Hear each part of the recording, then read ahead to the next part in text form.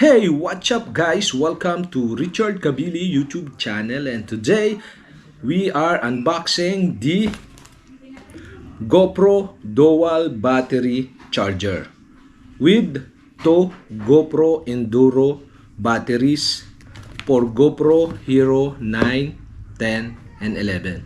So the specs of this Enduro battery is 1720 mAh rechargeable battery.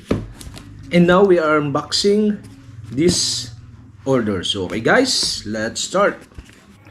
So okay guys, the price of this is 4,790 pesos. So okay guys, let's start to open this.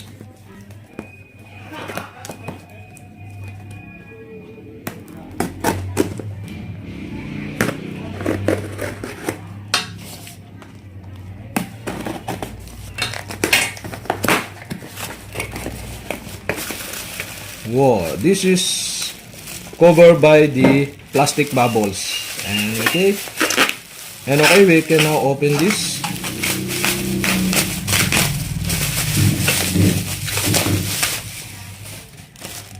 And another cover with plastic.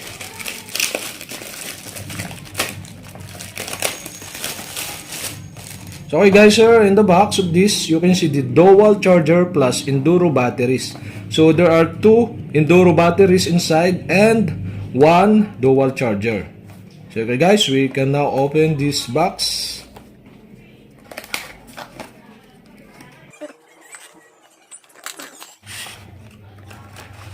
Oh, baliktad. Here the item inside of the box. So you can see the manual on the box, and also now you can see the dual charger battery. You can see here the GoPro on the side of this dual charger battery and the USB type C, and also you can see on the box the USB type C cable, and also the two Enduro battery. So okay guys, here the two Enduro battery you can see inside of this box. So the GoPro Enduro battery. So okay guys, here you can see inside of this box the dual charger plus Enduro's battery. So okay guys, that's it for this unboxing. So thank you for watching, and don't forget to hit the subscribe button and the bell to notify you if I have new video like this unboxing. So okay guys, thank you for watching.